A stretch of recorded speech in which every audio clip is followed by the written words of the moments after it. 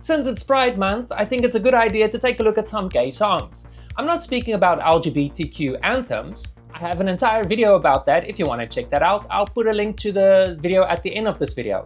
I'm actually talking about gay songs that are actually about gay things that kind of went under the radar. But just because they went under the radar doesn't mean that you shouldn't be putting them on your playlist. Let's head over towards Rainbow, follow the yellow brick road, and look at some gay songs that belongs on your playlist. Follow the yellow brick road.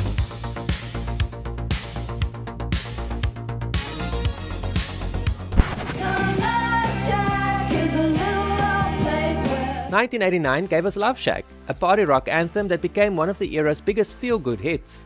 While not explicitly gay, in many ways it's a state of mind, a place where people of all stripes come for a groovy good time. The band drew inspiration from a club in the movie The Color Purple, which we all know is basically a queer love story. The song and its video captured the spirit, a queer-friendly, unabashed slice of celebration. It's also famous for one of pop culture's fun footnotes, a very early appearance by RuPaul as a dancer in the video, years before the drag superstar became a household name. That cameo is a tiny moment that connects downtown club life to global pop culture.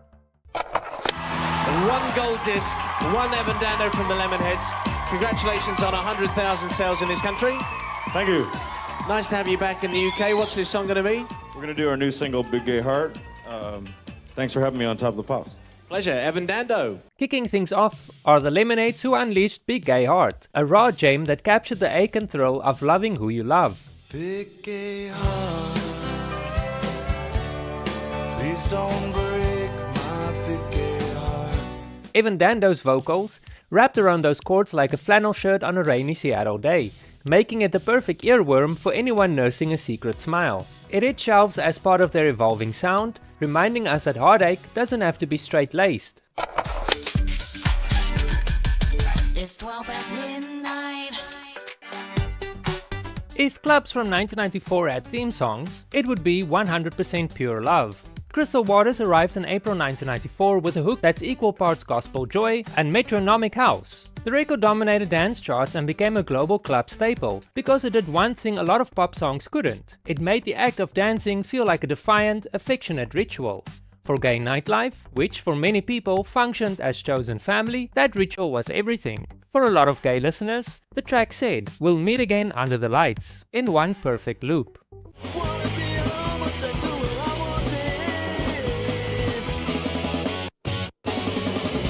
Screeching Weasel's 1991 song I Wanna Be a Homosexual gained renewed attention in 1995 through its inclusion on the band's compilation album Kill the Musicians, released that April.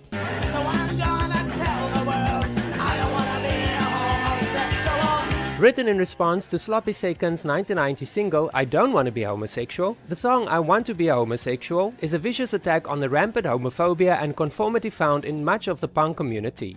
Lead singer Ben Weezer, though straight, proclaims that he would rather be homosexual because he would be going against the established conversions of a punk scene. The compilation's release brought the song to a broader audience, fitting right into the punk scene's tradition of challenging societal norms. It's a raw and vicious attack on homophobia which was rampant in punk at the time, and it's a kind of track that would have blasted from boomboxes at underground shows, reminding listeners of punk's rebellious spirit. Janet Jackson's Together Again from her album The Velvet Rope was released in October 1997. This upbeat dance track topped the Billboard Hot 100 for weeks and became a staple in clubs. What made it special was its heartfelt origin. Jackson wrote it as a tribute to friends she'd lost to AIDS, turning grief into celebration of life and reunion.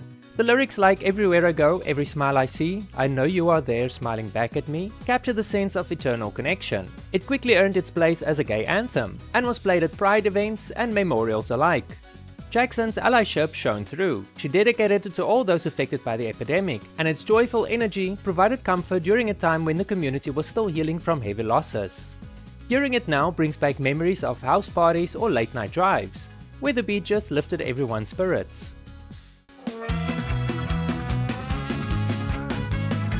Green Day's King for a Day from their album Nimrod, which was also released in October 1997, tackled gender norms head-on, with lyrics about cross-dressing starting from childhood. Frontman Billy Joe Armstrong, who identifies as bisexual, drew from personal experiences, making it a bold statement against toxic masculinity.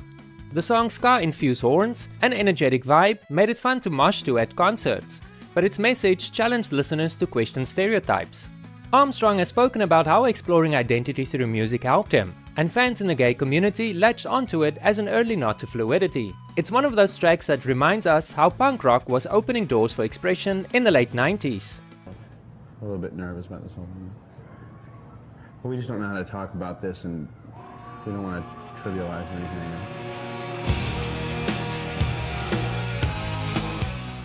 Then there was Weezer's Pink Triangle from the 1996 album Pinkerton, which gained traction as a promotional single in 1997.